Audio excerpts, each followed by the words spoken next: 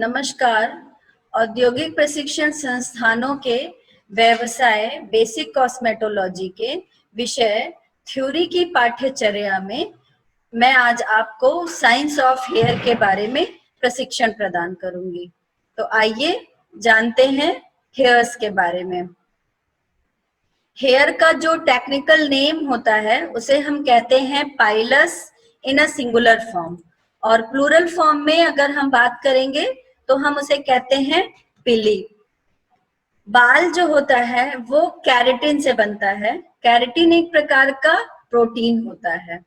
जो ये प्रोटीन होता है ये हार्ड प्रोटीन होता है, मतलब आसानी से घुलने या खत्म होने वाला नहीं होता है। इसी प्रोटीन से हमारी स्किन, हमारे नेल्स और हमारे बाल बनते हैं। तो इस जो ये जो कैरेटिन प्रोटीन होता है, इस प्रोटीन में लगभग 18 से 20 प्रकार के अमीनो एसिड्स जो होते हैं वो मिलकर इसे बनाते हैं। अब इन अमीनो एसिड्स में जैसे कि सिस्टीन, आर्जिनिन, लाइसिन आदि होते हैं। जो सिस्टीन होता है ये बालों को स्ट्रेंथ देता है, मतलब बालों में मजबूती आती है। जो ये सिस्टीन होता है ये हमारे बालों में ही नहीं बल्कि हमारे पूरे बॉडी के हर सेल में मौजूद होता है, जिसके द्वारा हमें स्ट्रेंथ या फिर हमें ताकत मिलती है। बालों का अगर हम डीप नॉलेज लेना चाहें या इसके बारे में और अध्ययन करना चाहें तो हम करते हैं ट्राइकोलॉजी में। ट्राइकोलॉजी में बालों से रिलेटेड टाइप्स, फंक्शंस और बालों की डिजीज, डिसऑर्डर्स, ट्रीटमेंट, सारा कुछ हम ट्राइकोलॉजी में करते हैं, और इसके स्पेशलिस्ट को हम कहते हैं ट्राइकोलॉजिस्ट। अब हम बात करते हैं हेयर के स्ट्रक्चर की। तो जो बालों का स्ट्रक्चर होता है उसको हम मुख्यतः दो पार्ट्स में डिवाइड करते हैं। पहला होता है हेयर शाफ्ट और दूसरा होता है हेयर रूट। जो शाफ्ट होता है वो विजिबल पार्ट होता है, दिखने वाला हिस्सा जिसे हम देख सकते हैं, और ये एक मृत भाग होता है। मृत कहने का मतलब ये है कि इस प्रकार के बाल, जो बाल होते हैं जो बाहर होते हैं, जिन्हें हम देख सकते हैं, जिन पर हम स्टाइलिंग करते हैं, वो मृत होते हैं। मतलब इन्हें हम कट करते हैं तो हमें किसी प्रकार के का कोई सेंसेशन या संवेदना नहीं होती है। जो ये हेयर शाफ्ट होता है, जैसा कि आप पिक्चर में देख पा रहे हैं, ये पिक्चर है, ये एपिडर्मिस लेयर है, और ये एपिडर्मिस से आगे की ओर जो बढ़ता हुआ भाग है ये हेयर शाफ्ट कहलाता है। इसी हेयर शाफ्ट पर एक जो कॉस्मेटोलॉजिस्ट होती है वो वर्क करती है। अंदर का जो हिस्सा होता है उसे हम कहते हैं हेयर रूट। जो ये हेयर रूट होता है ये एक अदृश्य या फिर इनविजिबल पार्ट होता है, और ये डर्मिस लेयर पर होता है। इस हेयर रूट में hair follicle wall, hair bulb, hair papilla, hair erector pili muscle, sebaceous gland, ये सारी चीजें इंटरकनेक्टेड होती हैं रूट में। तो जो ये इरेक्टर पाइल मसल होती है इसके द्वारा बालों को अंदर से एक स्ट्रेच मिलता है। स्ट्रेच का मतलब जैसे अकॉर्डिंग टू मॉनसून, जैसे अगर हम ठंड में हैं और हमें गूज बम्स आते हैं तो वो इरेक्टर पाइल मसल के द्वारा होता है। गूज बम्स आना मतलब रोंगटे का खड़े होना। तो जब बाहर का तापमान हमारे शरीर के तापमान से बहुत विपरीत होता है तो इस प्रकार की प्रक्रिया होती है। तो ये जो काम होता है मेन, ये इरेक्टर पाइल मसल करता है। फिर आता है सिबेसियस ग्लैंड। जो सिबेसियस ग्लैंड होती है वो हर एक बाल में इंडिविजुअल अपना एक सिबेसियस ग्लैंड होता है। कभी कभी ये दो भी देखने को मिलते हैं। जो सिबेसियस ग्लैंड होती है इससे ही बालों को नरिशमेंट मिलती है, बालों को ऑयल और बालों में नमी बनी रहती है। फिर हम बात करते हैं हेयर पैपिला की। जो हेयर पैपिला होता है ये हेयर का सबसे इम्पोर्टेंट पार्ट होता है, क्योंकि इसी से जो आर्टरीज और वेन होती हैं वो बालों को जोड़ कर रखती हैं। पैपिला के थ्रू ही पूरे बालों में नरिशमेंट पहुंचता है। मतलब जो हेयर फॉलिकल होता है वो एक ट्यूब की तरह होता है, और जो पैपिला होता है वो बीच में आर्टरीज से, रूट से इंटरकनेक्टेड होता है। तो पैपिला वेन से, ब्लड सर्कुलेशन से जो भी आपको एक मिलता है, इसको पोषण पहुंचाने का काम, वो पैपिला के थ्रू हेयर फॉलिकल में जाता है, हेयर फॉलिकल से पूरे वॉल पे जाता है। फिर हम बात करते हैं हेयर बल्ब की। ये एक शेप में होता है बल्ब की तरह, इसलिए हम इसे हेयर बल्ब कहते हैं। तो इस प्रकार से जो स्ट्रक्चर है वो दो पार्ट्स में डिवाइड है, पहला हेयर शाफ्ट और दूसरा हेयर रूट। हेयर शाफ्ट क्या मैंने बताया, वह पार्ट होता है जिसे हम देख सकते हैं, जो कि स्किन के ऊपर का हिस्सा होता है, और हेयर रूट जो कि अंदर का हिस्सा होता है जिसे हम देख नहीं सकते, और इस पर एक ट्राइकोलॉजिस्ट काम करती है। फिर हम बात करते हैं हेयर के लेयर्स की। बाल में मुख्यतः 3 लेयर्स होती हैं, क्यूटिकल, कोर्टेक्स और मेडुला। क्यूटिकल जो होता है वो बालों का सबसे बाहरी परत होता है, जैसा कि आप इस पिक्चर में देख पा रहे होंगे। ये पिक्चर है, this is the cuticle layer.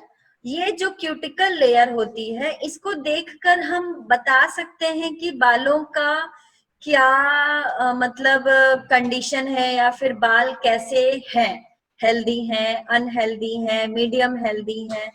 जो क्यूटिकल होता है वो होता है जस्ट लाइक फिश स्केल, जैसे रूफ टाइल्स होती हैं, मतलब एक टाइल और दो टाइल के बीच में जैसे जगह होती है, तो ऐसा शेप होता है क्यूटिकल का। अब अगर बालों में रफनेस ज्यादा होगी या बाल ज्यादा ड्राई होंगे, तो एक स्केल से दूसरे स्केल के बीच में जो गैपिंग होती है वो बढ़ जाती है। तो ये क्यूटिकल लेयर जो होती है जितनी स्मूथ होगी, उससे हम बता लगा पाएंगे कि हेयर जो होंगे वो फाइन टेक्सचर के होंगे। फिर उसके बाद की लेयर आती है कोर्टेक्स लेयर। ये मध्यम लेयर होती है और सबसे ज्यादा इसी पार्ट का हिस्सा होता है बालों में, और इसी बालों में, इसी हिस्से में, बाल के इसी हिस्से में, मतलब कोर्टेक्स में ही बालों के पिगमेंट्स मिलते हैं, और पिगमेंट्स को हम कहते हैं मेलानिन भी। तो मेलानिन जो होता है वो बालों के कोर्टेक्स लेयर में पाया जाता है, और कोर्टेक्स लेयर बालों की सबसे लार्जेस्ट पार्ट होता है। अब जो ये पिगमेंट होते हैं वो दो प्रकार के होते हैं, पहला होता है योमेलानिन और दूसरा होता है फियोमेलानिन। जैसा कि आप पिक्चर में देख पा रहे हैं, योमेलानिन जो होता है वो ब्लैक से लेकर ब्राउन तक के बालों में होता है। जैसे कि एक आईसीसी करके चार्ट बनाया जाता है, जिसमें होता है इंटरनेशनल कलरिंग चार्ट होता है, जैसे 10 से लेकर 6 तक के जो नंबर होते हैं, मतलब 10 से लेकर जो 6 तक के नंबर होते हैं वो आते हैं योमेलानिन में, जो ब्लैक से ब्राउन तक के होते हैं। उसके बाद आता है 5 से लेकर 1 तक के जितने नंबर होते हैं जो ब्लॉन्ड शेड के होते हैं, मतलब रेड से या फिर लाइट ब्राउन आप कह लीजिए, लाइट ब्राउन से 1 तक के जो नंबर होते हैं ये फियोमेलानिन की कैटेगरी में आते हैं, और जिन्हें हम कहते हैं ब्लॉन्ड हेयर्स। अब ये जो योमेलानिन के हेयर्स है ये कहाँ पाए जाते हैं, एशियन कंट्री में, और जहां पर गर्म वो होता है, क्लाइमेट जो होता है वो गर्म होता है। फिर फियोमेलानिन जो होते हैं वहां पर बालों का कलर, स्किन का कलर सब लाइट होता है, तो फियोमेलानिन जो होता है वो ब्लॉन्ड कलर के हेयर्स पर होता है। और इस प्रकार के बाल कहाँ पाए जाते हैं, ये पाए जाते हैं यूरोपियन कंट्री में। तो अगर हम लेयर्स के बारे में बात करें तो क्या था, क्यूटिकल, कोर्टेक्स और मेडुला, मतलब बाल में 3 परतें होती हैं, क्यूटिकल, कोर्टेक्स और मेडुला की। क्यूटिकल आउटर मोस्ट लेयर होती है, कोर्टेक्स जो होती है वो मिडिल लेयर होती है, जैसा कि पहले बताया मैंने आपको।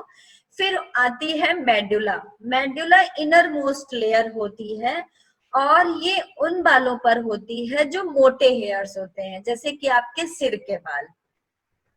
और जो आपके बॉडी पार्ट्स के हेयर होते हैं उन पर मेडुला नहीं होता, मतलब थिन बालों पर मेडुला नहीं होता, और इस प्रकार के बालों को हम कहते हैं लेनवो। अब हम बात करते हैं केमिकल कॉम्पोजिशन की, मतलब बालों का जो रासायनिक संगठन है वो क्या है। बाल मुख्य रूप से बना है 4 चीजों से, जिसमें सबसे ज्यादा जो प्रतिशतता होती है वो होती है केराटिन की। जो केराटिन होता है वो बालों में 80% होता है, और फिर उसके बाद प्रतिशतता होती है नमी की, मतलब मॉइस्चर की। बालों में 80% के बाद जो नंबर आता है वो आता है मॉइस्चर का, मतलब बालों का जो सीबम है और जो बालों का नमी है वो होता है 15% में। फिर हम आते हैं कॉन्स पर। कॉन्स को इन शॉर्ट यहाँ पर मैंने दिखाया है, अगर आप इसको समझेंगे तो ये याद करने में इजी होता है। COHNS मतलब कार्बन, ऑक्सीजन, हाइड्रोजन, नाइट्रोजन और सल्फर। ये कुछ खनिज और विटामिन हैं जो हमारे बालों में मौजूद होते हैं, और जिनकी मात्रा होती है 4% बालों में। मतलब कॉन्स की जो मात्रा होती है बालों में वो होती है 4%। अब इसी 4% में लगभग 2%, मतलब जस्ट हाफ हो जाता है कार्बन का, मतलब 2%, मतलब पूरे 15% बालों में जो मात्रा होती है वो होती है कार्बन के। फिर हम आते हैं नेक्स्ट कॉम्पोजिशन पर, जिसका नाम है पिगमेंट। तो बालों में लास्ट और एक लास्ट जो कॉम्पोजिशन बचता है वो होता है पिगमेंट, मतलब कैरेटिन 80%, मॉइस्चर 15% होता है, कॉन्स होते हैं लगभग 4%, और पिगमेंट्स होते हैं लगभग 1%। पिगमेंट्स मतलब मेलानिन, जिनके द्वारा बालों को कलर मिलता है। अब हम बात करते हैं हेयर ग्रोथ साइकिल की। हेयर ग्रोथ साइकिल का मतलब कि हेयर की क्या साइकिलिंग होती है, मतलब किन किन स्टेजों से बाल बनता है, बढ़ता है और फिर झड़ता है। ये एक चक्र होता है। ये जो चक्र होता है वो 3 स्टेजेस या 3 फेज से होकर गुजरता है। पहले आता है एनाजन फेज, फिर आता है कैटाजन फेज, और फिर आता है टेलोजन फेज। तो जो पहला स्टेज होता है एनाजन फेज, इस फेज को हम कह सकते हैं एक्टिव ग्रोथ, मतलब ग्रोइंग फेज होता है ये।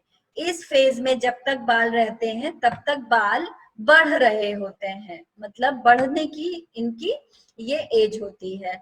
और इस कंडीशन में जो बाल होते हैं वो लगभग 3 से 6 साल तक रहते हैं, मतलब जो इनका टाइमिंग होता है वो 3 से 6 साल तक होता है। ये वेरी कर सकता है पर्सन टू पर्सन। जैसे अगर किसी का फैमिली में बाल सबके अच्छे हैं तो आगे आने वाली जनरेशन में भी बाल अच्छे होंगे, ऐसा कहा जाता है। तो इसीलिए अगर 3% है, 3 इयर्स है तो मतलब कम, 5 है तो फिर उससे बेहतर, और फिर 6 है तो उससे भी ज्यादा बेहतर। तो ये जो फेज कहलाती है anagen phase, according to timing, इसकी जो टाइमिंग होती है वो होती है 3 से 6 इयर्स तक। फिर आती है स्टेज कैटाजन। कैटाजन फेज जो होता है वो ट्रांजिशनल फेज होता है। इस फेज में जो बाल होते हैं वो बढ़ रहे होते हैं, मतलब बढ़ रहे होते हैं, मतलब इस स्टेज को हम कह सकते हैं ट्रांजिशनल फेज। और इसका जो टाइमिंग होता है वो होता है 1 से 2 हफ्ते। अब हम आते हैं थर्ड स्टेज पर। जो थर्ड स्टेज होती है वो होती है टेलोजन फेज। टेलोजन फेज जो होती है उसे हम कहते हैं रेस्टिंग फेज, मतलब आराम की अवस्था। तो इस फेज में जो टाइमिंग होती है बालों की वो होती है लगभग 5 से 6 हफ्ते, जैसे कि मैंने पिक्चर में भी मेंशन किया है, आप यहाँ से देख सकते हैं। इस फेज को रेस्टिंग फेज इसलिए कहते हैं क्योंकि जो पैपिला होता है वहां से नया बाल निकलना शुरू होता है और जो पुराना बाल होता है वो अपनी जगह छोड़ चुका होता है। तो इसलिए इसे हम कहते हैं टेलोजन फेज। तो पहला फेज था एनेजन फेज, जिसे हमने कहा एक्टिव ग्रोथ फेज। फिर हमने कहा कैटाजन फेज, जिसे हमने कहा ट्रांजिशनल फेज, जहाँ पे बाल बन रहा होता है। और थर्ड फेज होता है हमारा टेलोजन फेज, जहां पे बाल रेस्ट कर रहा होता है। इस प्रकार से इन 3 प्रक्रियाओं से होते हुए बाल गुजरता है और अपना चक्र पूरा करता है। अब अगर हम नॉर्मल बात करें तो हम ये कह सकते हैं कि अगर हमारे बाल, हेयर फॉल के बारे में है ये बात, अगर हमारे बाल 60 से 100 बाल प्रतिदिन अगर हमारे बाल रिमूव होते हैं या हेयर फॉलिंग हो रही है, झड़ रहे हैं, तो ये एक बहुत ही स्वाभाविक प्रक्रिया होती है। और बालों की ग्रोथ के बारे में अगर बात करें तो वो एक दिन में लगभग ½ mm एक दिन के हिसाब से बढ़ते हैं। मतलब एक दिन में जो बालों की ग्रोथ होती है वो होती है लगभग ½ mm। ये बात होती है, ये जो ग्रोइंग वो है सिर के बालों की। ये जो कंडीशन है ये सिर के बालों की कंडीशन है। जबकि दाढ़ी और मूछों के जो बाल होते हैं वो लगभग 14 mm के हिसाब से डेली बढ़ते हैं। अब ये अंतर इसलिए होता है, सर के बाल जो होते हैं वो ½ mm इसलिए बढ़ते हैं क्योंकि यहाँ पर ब्लड सर्कुलेशन कम, क्योंकि हड्डियां बहुत ज्यादा होती हैं तो नसों का जो रक्त प्रवाह होता है वो उतनी अच्छे से नहीं फ्लो होता जितने अच्छे से दाढ़ी और मूंछों के बालों में होता है। इसीलिए ये डिफरेंस होता है। इसीलिए सर के जो बाल है वो ½ mm के हिसाब से उगते हैं और सिर जो दाढ़ी और मूंछों के बाल हैं वो 14 mm के हिसाब से डेली में बढ़ते हैं। फिर हम आते हैं बालों की पीएच नॉलेज पर। तो जो बालों का पीएच नॉलेज है, उस पहले तो हमें ये समझना होगा कि पीएच स्केल का क्या मतलब है। पीएच स्केल का मतलब होता है पोटेंशियल ऑफ हाइड्रोजन। मतलब जो हमारा शरीर है वो उसमें 70% जल की मात्रा होती है, और जो हम प्रोडक्ट्स यूज करते हैं, जो सॉल्यूशन हम यूज करते हैं, वो हमारे बालों के लिए कितना बेनिफिशियल होगा या कितना हार्मफुल होगा, वो जानने के लिए हमें पीएच स्केल जानना बेहद जरूरी है। अब जैसे जल का अगर हम सूत्र जाने तो क्या होता है, जल का सूत्र होता है H2O, मतलब हाइड्रोजन के 2 आयन और ऑक्सीजन का 1 आयन। तो हाइड्रोजन जो होता है वो हमारे शरीर के लिए बहुत ही जरूरी और बहुत ही आवश्यक तत्व है। इसलिए हमें ये जानना जरूरी है कि जो भी रसायन हम यूज कर रहे हैं उसमें हाइड्रोजन की क्या मात्रा है।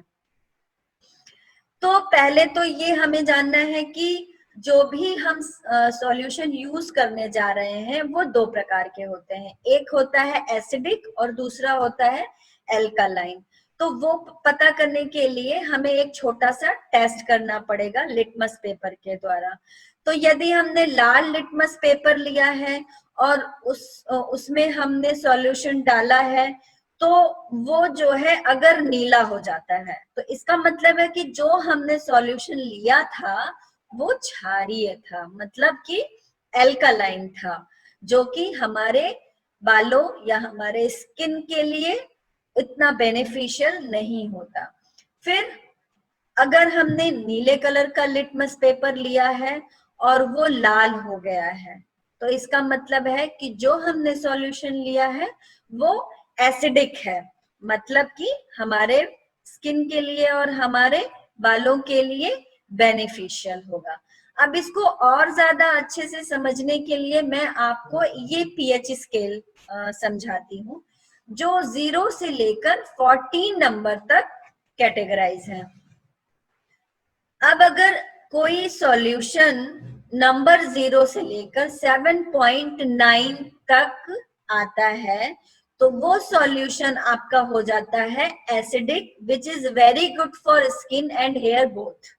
और अगर 7.1 से लेकर 14 तक अगर उसका पीएच स्केल आता है, जो भी हम प्रोडक्ट यूज कर रहे हैं, तो इसका मतलब होता है कि वो एल्कलाइन है और वो हमारे बालों को या स्किन का जो पीएच लेवल है उसको खराब कर सकता है, मतलब ड्राइनेस ला सकता है या फिर कुछ और भी प्रॉब्लम्स क्रिएट कर सकता है। तो अब इसको हम एक छोटे से एग्जाम्पल के द्वारा समझ सकते हैं कि जैसे अगर हम शैम्पू यूज करते हैं तो शैम्पू का जो पीएच लेवल होता है वो लगभग 9 हो सकता है, 10 हो सकता है या 10 दशमलव कुछ हो सकता है। इस प्रकार से कई पॉइंट्स में मिलते हैं। तो अब हमने अपने बालों को वॉश किया जो कि अल्कलाइन था, जो प्रोडक्ट अल्कलाइन था। अब बालों में अल्कलाइन मात्रा बढ़ गई तो हमने लगाया कंडीशनर। शैम्पू के बाद हमने कंडीशनर लगाया तो कंडीशनर का जो पीएच लेवल होता है वो 3.5 से लेकर 5.5 तक अलग अलग मिलते हैं। तो उसके जो हमारे बालों का पीएच लेवल है उसको कम करके उसकी कंडीशन को अच्छा कर देगा। इसी प्रकार से मैंने और भी कई चीजें मेंशन करी हैं इस स्केल पर जिसे आप देख पा रहे हैं। जैसे नंबर 2 पर है लेमन जूस। लेमन जूस जो होता है वो एसिडिक होता है और बहुत ही अच्छा होता है स्किन के लिए और बालों के लिए। उसी प्रकार से ऑरेंज जूस हो गया, टोमेटो जूस हो गया, मतलब ये सारी एसिडिक चीजें हैं जो हमारे बालों के लिए भी बहुत ही बेनिफिशियल है और हमारे हेयर्स के लिए भी बहुत ही बेनिफिशियल है। उसके बाद हम बात करते हैं 7 नंबर की। जो 7 नंबर होता है वो होता है न्यूट्रल, मतलब कि प्योर वाटर। अगर हम प्योर वाटर लेंगे और उसका पीएच स्केल निकालेंगे या पीएच वैल्यू निकालेंगे और वो प्योर होगा तो वो निकलेगा नंबर 7, मतलब कि न्यूट्रल। अब हम बात करते हैं बालों की विशेषताओं के बारे में। बालों की विशेषताओं को समझना इसलिए जरूरी है क्योंकि हम कोई भी प्रैक्टिकल करने जाते हैं तो हमें पता होना चाहिए कि जिसके ऊपर भी हम प्रैक्टिकल करने जा रहे हैं वो प्रोडक्ट जो हम उसके ऊपर अप्लाई करेंगे वो उसके लिए कितना हार्मफुल हो सकता है और कितना बेनिफिशियल हो सकता है। तो इसके लिए हमें सबसे पहले जानना होगा बालों की बनावट के बारे में। बालों की बनावट मतलब बालों का टेक्सचर, मतलब बाल देखने में कैसे हैं, रफ है, ड्राई है या फिर फाइन है, वेरी फाइन है, कर्ली है। ये हम देखकर और छूकर बता सकते हैं कि बाल किस टेक्सचर के हैं। जिस प्रकार से फाइन टेक्सचर के बाल जो होते हैं वो सिल्की होते हैं और ड्राई टेक्सचर के जो बाल होते हैं वो रफ होते हैं और जो नॉर्मल कंडीशन के बाल होते हैं जिनमें मॉइस्चर और ऑयल का बैलेंस बना होता है वो मीडियम टेक्सचर के बाल होते हैं। अब बालों की जो मोटाई होती है वो बालों के व्यास पर भी निर्भर करती है। मतलब व्यास का मतलब यहाँ पर ये है कि जैसे अगर हम एक बाल ले वो कितनी जगह घेरता है वो बताता है बालों का टेक्सचर। अगर फाइन टेक्सचर के बाल होंगे तो वो जगह कम लेंगे और बालों की जो नंबर्स होंगे वो ज्यादा होंगे। और अगर बालों का टेक्सचर है ड्राई मतलब उसका व्यास हो जाएगा बड़ा और बालों की संख्या हो जाएगी कम। तो इस प्रकार से हम ये कह सकते हैं कि बालों का टेक्सचर देखकर हम ये अनुमान लगा सकते हैं कि बाल किस प्रकार के हैं और किस प्रकार का प्रैक्टिकल हम इनके ऊपर दे सकते हैं। फिर आता है बालों का डेंसिटी। बालों की डेंसिटी से मतलब होता है बालों का कितना संख्या है, मतलब स्कैल्प पर बालों की कितनी संख्या है। वो कई तरह की हो सकती है। वो अच्छी डेंसिटी वाले बाल भी हो सकते हैं, मीडियम डेंसिटी के बाल भी हो सकते हैं और पतली डेंसिटी के मतलब कम डेंसिटी के भी बाल हो सकते हैं। इस प्रकार की डेंसिटी में अगर हमें पता करना है किस प्रकार की डेंसिटी में किस प्रकार के हमें प्रैक्टिकल करने हैं, तो जो बहुत अच्छी डेंसिटी वाले बाल होंगे, जिनकी डेंसिटी बहुत अच्छी होगी, उनमें फाइन टेक्सचर होगा। तो बालों की जो संख्या है वो ये बताती है कि बाल घनत्व में कैसे हैं।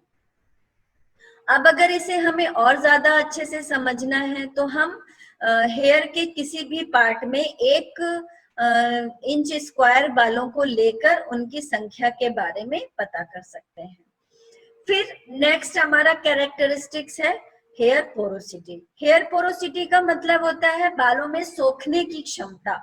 मतलब कोई भी चीज बालों में सोखती है, जैसे कि जो हम लिक्विड फॉर्म में चीजें लगाते हैं, जैसे शैम्पू यूज कर रहे हैं या फिर कंडीशनर यूज कर रहे हैं या जेल यूज कर रहे हैं या फिर हम कोई और केमिकल यूज कर रहे हैं, जैसे हेयर कलर हो गया या फिर पमिंग लोशन हो गया या फिर रिबॉन्डिंग लोशन हो गया। तो अगर बाल ड्राई हैं और कलर ज्यादा सोख रहे हैं तो इसका मतलब ये है कि बाल और ज्यादा खराब हो जाएंगे केमिकल सर्विस देने के बाद। तो पहले हमें उसकी पोरोसिटी को कम करना है, मतलब उसकी कंडीशन ठीक करना है। बालों की पोरोसिटी अगर अच्छी है तो इसका मतलब ये है कि बालों की जो वास्तविक कंडीशन है वो अच्छी नहीं है, इसीलिए पानी ज्यादा सोख रहा है बाल। फिर हम आते हैं बालों की इलास्टिसिटी पर। इलास्टिसिटी का मतलब है बालों में कितना खिंचाव है। अब जैसे कि पोरोसिटी वाली बात जो हमने की थी, पोरोसिटी का मतलब हमने बताया था बालों में पानी सोखने की क्षमता, और इलास्टिसिटी में क्या होगा, बालों का खिंचाव। मतलब अगर पोरोसिटी अच्छी है तो बालों में इलास्टिसिटी अच्छी नहीं होगी। इलास्टिसिटी का मतलब होता है कि बाल अच्छे हैं, फाइन टेक्सचर के हैं, और इस प्रकार के बालों पर जिनमें इलास्टिसिटी अच्छी है उनमें हम कोई भी केमिकल सर्विस आराम से दे सकते हैं, उसमें कोई प्रॉब्लम नहीं आएगी, कोई ऐसी कंडीशन नहीं आएगी जिससे बाल और ज्यादा खराब हो जाएं। अब बालों की इलास्टिसिटी अच्छी है ये जानने के लिए हम अपना एक बाल लेकर उसकी लंबाई देख लें कि उसकी कितनी लंबाई है, एक स्केल पर उसकी लंबाई नाप लें। अब जितनी भी लंबाई है उसका जो 5वां हिस्सा है उतना भी अगर बाल बढ़ जाता है तो इसको हम कहते हैं एक सामान्य लंबाई होना।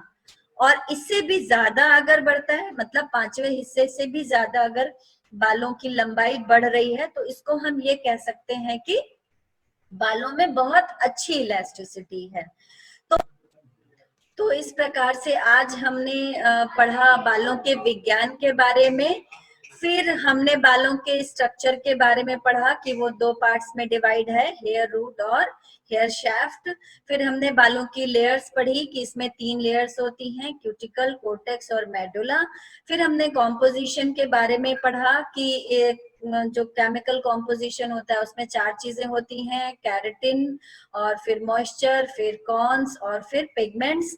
फिर हमने हेयर ग्रोथ साइकिल के बारे में पढ़ा जिसमें 3 फेजेस होते हैं, एनाजन, कैटाजन और टेलोजन। फिर हमने बताया पीएच नॉलेज के बारे में, मतलब पोटेंशियल ऑफ हाइड्रोजन क्यों जरूरी है जानना। फिर हमने बात की कैरेक्टरिस्टिक्स ऑफ हेयर के बारे में, मतलब बालों की विशेषताओं के बारे में। तो इस प्रकार से ये सारा का सारा जो मैंने आपको मटेरियल दिया वो आप इस बुक से भी देख सकते हैं गूगल के थ्रू, जिसका नाम है कॉस्मेटोलॉजी और उसकी ऑथर है मैरी हेले। तो आशा करती हूँ आपको आज दिया गया प्रशिक्षण समझ में आया होगा और यह आपके भविष्य के लिए मददगार साबित होगा। धन्यवाद।